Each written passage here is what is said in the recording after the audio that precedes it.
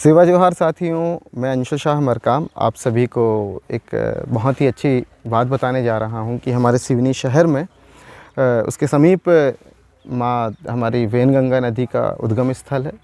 और ऐसा माना जाता है कि हमारे कोयतुरों के जीवन काल में हमारे आदिवासियों के जीवन दानी में एक वैनगंगा का बहुत अहम स्थान रहा है। वैनगंगा के समीप में ही हमारे खेत खलियान हैं जिनकी हम निरंतर पूजा पाठ करते हैं, जो हमारा कस्टम ट्रेडिशन है।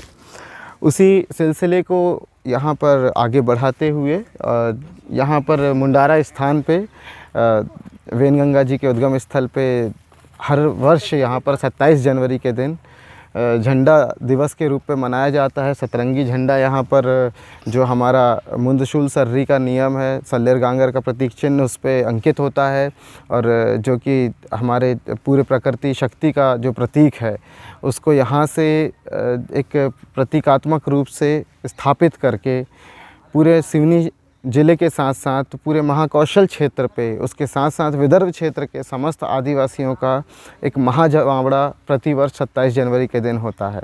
और आचार्य मोतीराम कंगाली जी ने भी यहाँ से बहुत सी ज्ञान को अर्जित किया है। यहाँ पे ये भूमि रंगेल सिंह भलावी जी की भूमि है, जिन्होंने पहली बार आचार्य मोतीराम कंगाली जी को गोंडियन संस्कृति के बारे में जानना और उसकी गणना के बारे में जानकारी दी।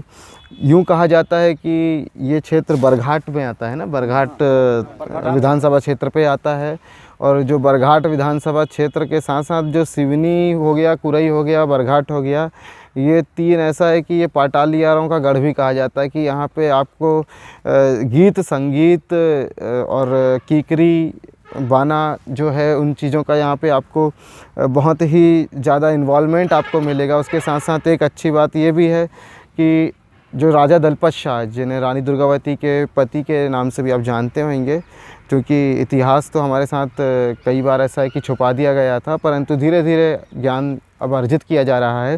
राजा दलपत शाह भी उस कीकरी बाना से मंत्रमुग्ध होकर उन्होंने जबलपुर छोड़ा और अपना गढ़ापुरवा छोड़कर वो सिवनी में ही आके बस चुके थे। और वो यहीं पर रह के अमोदागढ़ हो या यहाँ का जो क्षेत्र हो, सिवनी का क्षेत्र है, यहाँ पर ही उन्होंने अपना पूरा जीवन काल और अपना अंतिम सांसें भी इसी क्षेत्र पे ही ख़त्म की। और गोंडवाना साम्राज्य के लिए सिवनी शहर हमेशा से वैभवशाली रहा है।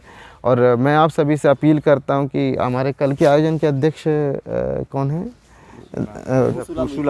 पूसूलाल उइके दादा हैं, जो पीले गमछे में हमारे साथ बैठे हुए हैं। उनकी अध्यक्षता में ये कल हमारा आयोजन यहाँ पे होने जा रहा है। मैं आप लोगों से अनुरोध करूँगा कि हमारे अध्यक्ष महोदय जी, जो इतनी उम्रदराज होने के बावजूद भी अपने समाज के लिए निरंतर अपने सगा साथियों के साथ खड़े हुए हैं, उनके हौसला अफजाई के लिए मैं चाहूँगा कि आप ज़्यादा से ज़्यादा इस वीडियो को समाज तक पहुँचाएं। और पहुँचाने के साथ साथ कार्यक्रम का प्रेरणा स्रोत जी, इस कार्यक्रम के प्रेरणा स्रोत हैं तुलाराम उइके जी, जो हमारे बगल में बैठे हुए हैं। और उनसे हमारी तकरीबन 2 घंटे पहले ही चर्चा हुई है। बहुत वैचारिक रूप से बहुत मजबूत हैं और समाज के प्रति काफ़ी समर्पण भाव और जानकारियाँ भी बहुत सी रखते हैं। मैं चाहूँगा कि आप भी कल आएँ और इनको सुने और इनके विचारों को जानें। और हमारे साथ लक्ष्मण मड़ावी दादा यहाँ पे मौजूद हैं। आपका भी विचार बहुत मजबूत है। आप भी समाज को, मुझे ऐसा लगता है कि युवाओं को अगर कहीं से आप आपके बातों को अगर युवा सुने तो उससे आप जल्दी कनेक्ट कर पाएंगे और अपने समाज के युवाओं को ज़्यादा से ज़्यादा अपने संस्कृति के तरफ कैसे जुड़ना है, क्यों जुड़ना ज़रूरी है, इन सब का जानकारी दे पाएंगे। और बाकी रमेश कुमरे जी हमारे साथ मौजूद हैं और धनीराम जी उइके जी मौजूद हैं और रमेश उइके दादा मौजूद हैं, सुमर लाल वरकड़े जी मौजूद हैं और वट्टी जी मौजूद हैं। और दादाजी क्या नाम है जी? गोपाल टेकाम दादा सभी मौजूद हैं। और हमारे अभी मामा जी यहाँ आए हुए थे, पप्पू मामा कहाँ गए? हाँ, तो पप्पू कुमरे जी भी हैं हमारे साथ यहाँ पे मौजूद हैं और 15 जी भी मौजूद हैं। तो मैं इन सभी की तरफ से आप सभी को अनुरोध करना चाहूँगा कि आज हमारा शाम को टंटिया मामा का जन्म दिवस भी है, तो हम टंटे मामा के एक फ़ोटो पे कुछ समय उपरांत प्रतीकात्मक रूप से एक अपने पुष्प अर्पित करते हुए टंटे मामा का जन्मदिन भी मनाते हुए कल के आयोजन को बेहतर बनाने के लिए यहाँ से प्रण लेंगे। और उसके साथ साथ मैं आशा करता हूँ कि आप इस वीडियो को ज़्यादा से ज़्यादा देशवासियों तक पहुँचाएँ, क्योंकि अगर यदि पूरा गोंडवाना को जगाना है तो हमें अपने पंठानों को संरक्षित करना पड़ेगा और उन पेंठानों को सुचारू रूप से चलाने के लिए वहाँ पे पानाल को नियमित रूप से व्यवस्थित करते हुए वहाँ पे पारसी के मंत्रों का उद्वाचन करके अपने समाज के सोए हुए देवी देवता हैं, देवी दिवालय, उनको जगाकर अपने समाज को सांस्कृतिक रूप से मजबूत करते हुए सामाजिक राजनीतिक हर प्रकार की चेष्टा को वहाँ पे रखना होगा। तब जाके हम गोंडी गोंडवाना को सफलतम रूप से धरातल पर लेके आएंगे। और इसी के साथ 27 जनवरी झंडा दिवस की मैं आप सभी को हार्दिक शुभकामनाएं देता हूँ। जी हाँ, आदिवासियों से हुआ जी। एक बात और बताना चाहूँगा कि आज वेन गंगा कहते हैं, इनको हीरो गंगा के नाम से भी जाना जाता है। मुझे एक जानकारी और लगी थी कि हम लोग पेन और वेन का कॉन्सेप्ट मानते हैं।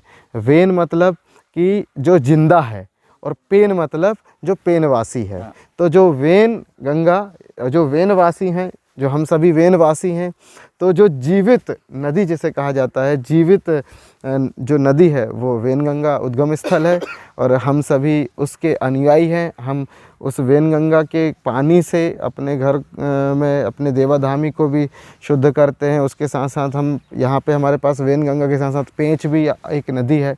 तो ये सब हमारे लिए एक सांस्कृतिक चीज़ों के बारे में कभी बताऊँगा। आज का उद्देश्य हमारा बस यही था कि हम 27 जनवरी मेरा जन्मदिन भी रहता है और यहाँ पे झंडा दिवस भी रहता है, उन सभी चीज़ों को हम यहाँ पे संयुक्त रूप से आयोजित करेंगे, मनाएंगे। आप सभी मुंडारा की इस पावन धरा में हमारे इस आयोजन पे सिवनी शहर के इस गौरवशाली त्यौहार पर आप सभी को हम यहाँ से आमंत्रित करते हैं। सभी को सादर सेवा जोहार।